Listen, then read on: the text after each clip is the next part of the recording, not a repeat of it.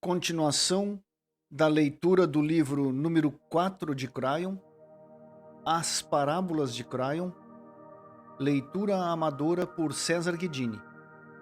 Parábola número 14, Ângela e os seus guias. Introdução pelo escritor Lee Carroll.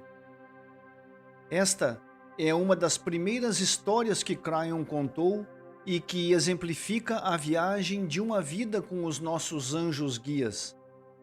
Com o título original de Ângela, a Amada, fala-nos sobre contratos, interação dos guias e do amor de Deus pelos homens e pelas mulheres na nossa vida diária.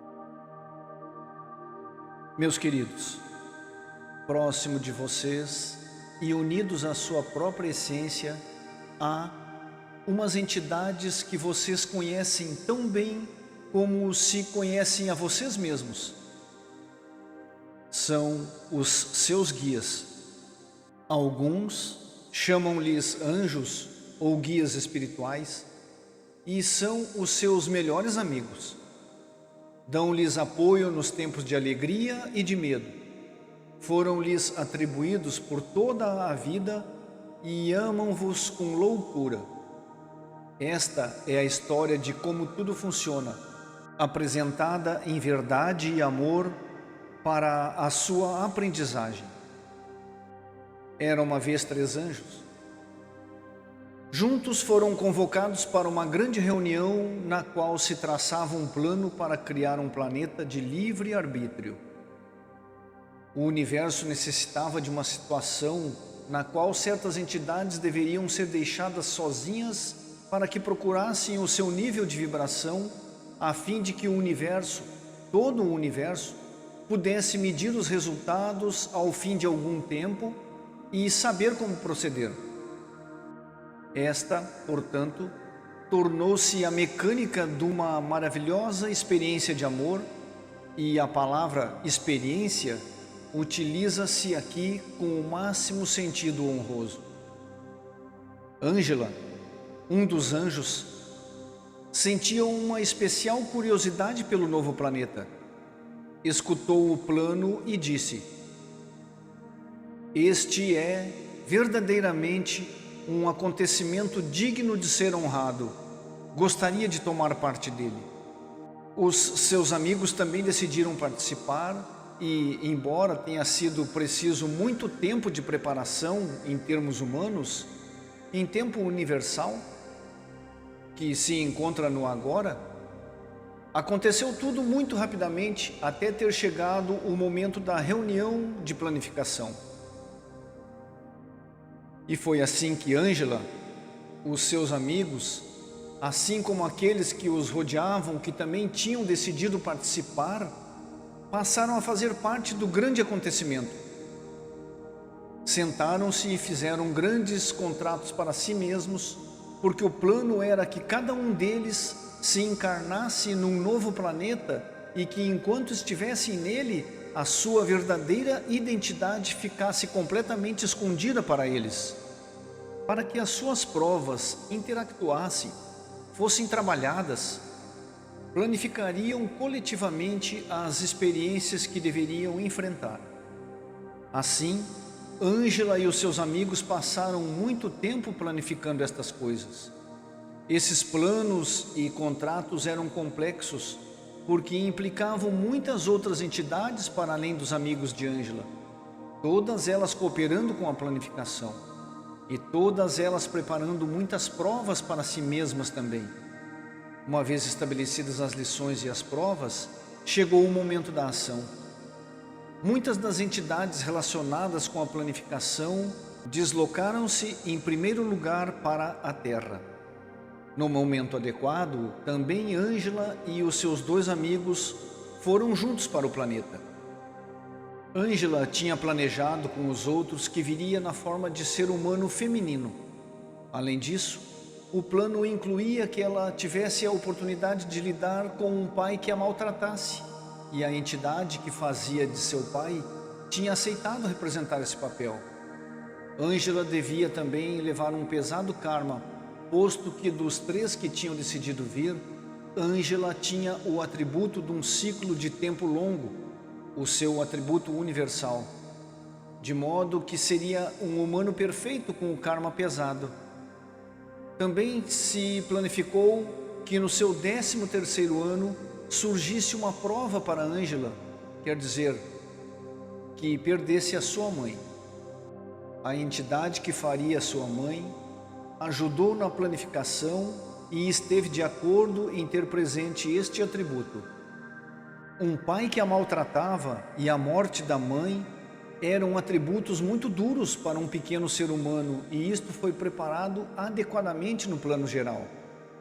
É importante que nos demos conta de que não havia aqui predestinação alguma.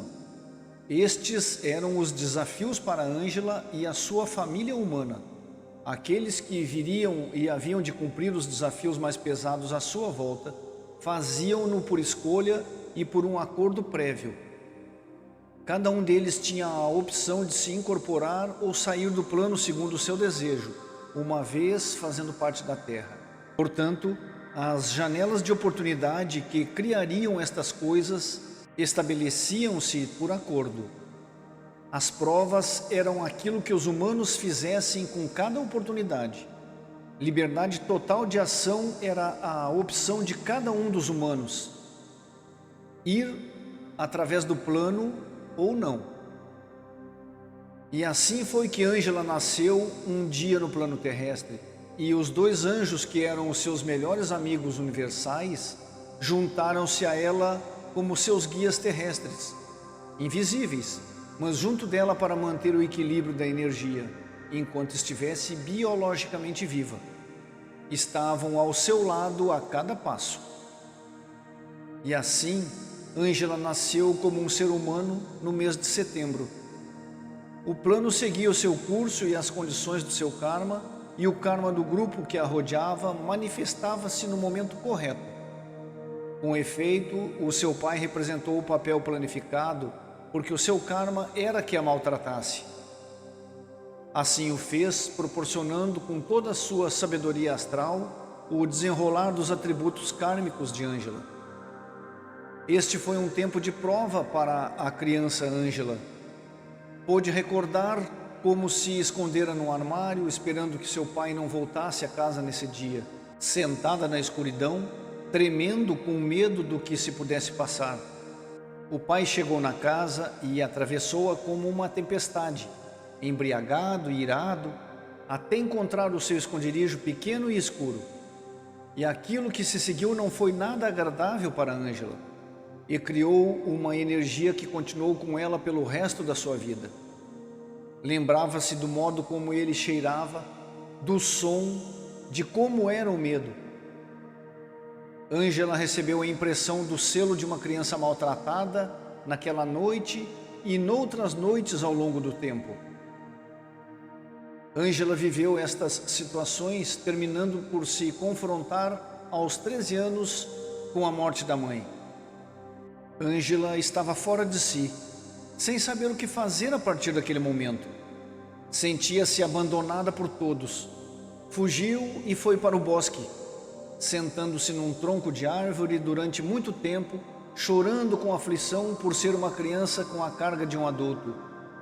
Os seus amigos, os anjos guias, estiveram com ela permanentemente, dando-lhe energia, sustentando sua mão, derramando as suas próprias lágrimas, amando-a através destas provas do espírito humano. Viveu esses tempos, mas algo interessante aconteceu. Porque o plano estava completamente desenhado e aqueles que tinham aceitado participar representaram bem os seus papéis. Em todo este processo, eles criaram também novo karma para as futuras encarnações que pudessem vir a ter. O que faria Ângela com o atributo de um pai que a maltratava e de uma mãe que a abandonava precocemente? O que significaria isto para ela mais à frente na sua vida? Sua prova kármica tinha sido gerada e estava agora no seu lugar. Por estranho que pareça, quando Ângela chegou à idade adulta, a primeira coisa que fez foi encontrar um companheiro que era como o seu pai. Os seus amigos anjos sabiam por que é que isto acontecia e apoiaram-na durante aqueles tempos. Por fim, o seu companheiro também a maltratou. Tal como seria de esperar, também este companheiro a deixou e Ângela sentiu-se de novo abandonada. O pai que a maltratara a tinha abandonado na integridade da família. A sua mãe abandonou-a na sua morte e agora o seu companheiro a abandonava no amor. Ângela estava numa encruzilhada da sua vida. Iria voltar-se sobre si mesma e culpar Deus pela sua situação desditosa? Iria desempenhar o papel de vítima a partir de então? Ângela tinha a opção. Em primeiro lugar estava aquilo que era o motivo essencial da sua vinda à Terra. O que agora fizesse afetaria todo o planeta. No meio desta prova, Ângela foi animada a iniciar um exame interior. A sua sabedoria proveniente de ter tido de conviver desde pequena com a morte e com os maus tratos, deu-lhe uma visão geral que a ajudou a equilibrar a sua reação para as provas da vida. Isto entusiasmou os seus anjos. Sabiam que algo estava para acontecer. Com efeito, Ângela começou a olhar para o seu interior para ver quem ela era realmente. Iniciou um caminho espiritual que, com o tempo, a conduziria para uma vida de paz e ao perdão daqueles que a tinham ferido de tantas maneiras.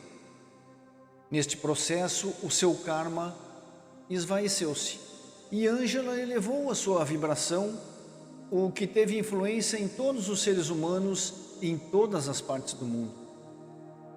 E foi assim que Ângela morreu aos 83 anos, tendo completado uma encarnação na Terra que foi valiosa para ela e para o todo. A descoberta de si tinha incrementado a vibração do planeta e ela estava em paz com a sua morte. Meus queridos, aqui é onde começa o melhor da história, porque depois da experiência da morte e da viagem para a Gruta da Criação, Ângela passou pelo grande salão de honra. Vocês, humanos, nunca viram nada parecido na Terra, nem tampouco podem recordar-se do passado, porque isto está bloqueado na sua memória. Mas eu vos digo, meus queridos, que é ali que vocês recebem as suas cores, cada vez que finalizam uma encarnação. É ali que lhes é dada a faixa de honra, para que todo o universo veja o que ganharam. Porque vão aonde forem a partir deste momento, todas as entidades universais, vendo essas faixas, saberão onde estiveram.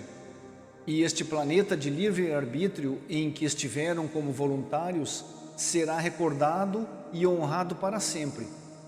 Muitos vão querer comunicar com vocês durante muito tempo e lhes pedirão que lhes contem histórias do modo como conseguiram fazer parte do grande projeto chamado Terra. Outros permanecerão afastados e os honrarão à distância, mas todos saberão da sua viagem e todos os amarão pelo seu amor e sacrifício, porque o que sucede na Terra afeta a todo o universo. É por isso que Deus vos respeita tanto, porque este, queridos, é o trabalho que escolheram fazer. E embora possa soar grandiloquente, solene para vocês, há dezenas de milhões de entidades presentes nesta cerimônia da cor, todas elas no grande salão, ao mesmo tempo, para celebrar a honra que se outorgou a cada um de vocês. Porque esta é uma nova faixa de honra, uma que nunca existiu antes no universo. Vocês, os que encarnam repetidamente neste planeta, fazem parte de um conjunto único de entidades, as que se ofereceram para este propósito, e o seu processo preenche-nos de respeito. Por esse motivo, nos sentamos aos seus pés, por isso os amamos tanto. Ângela permaneceu de pé frente à multidão e aceitou as suas cores, e os anjos guias celebraram junto dela e foram também honrados com outras cores. Depois da cerimônia de celebração, Ângela ficou sozinha com os seus amigos. Começaram a falar das coisas maravilhosas que tinham visto enquanto estiveram no planeta Terra. Os seus amigos, os guias, começaram a falar com ela enquanto simbolicamente davam as mãos uns aos outros e saltavam para cima e para baixo e brincavam frente ao panorama da galáxia de luzes. Ângela, te lembras quando te escondias do teu pai no armário? Recordas quando nos sentamos junto de ti, te pegamos nas mãos e te abraçamos? Te lembras? Alimentamos você com energia para que pudesses superá-lo. Te amamos com amor incondicional. Te amparamos quando estavas demasiado fraca para resistir. Abraçamos o teu coração quando pensaste que rebentaria de confusão. E Ângela respondeu: oh sim, me lembro.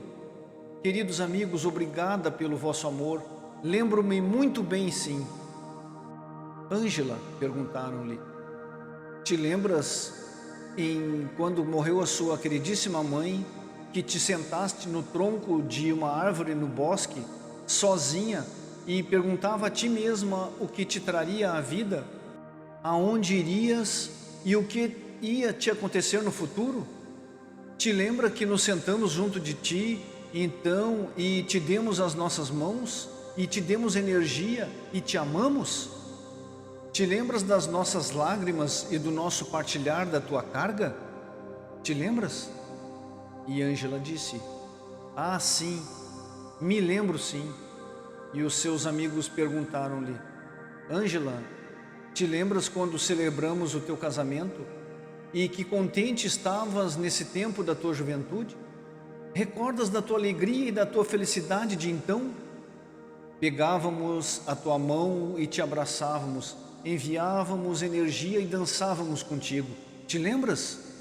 Oh sim, meus queridos amigos, me lembro, respondeu Ângela. Não foi um tempo maravilhoso?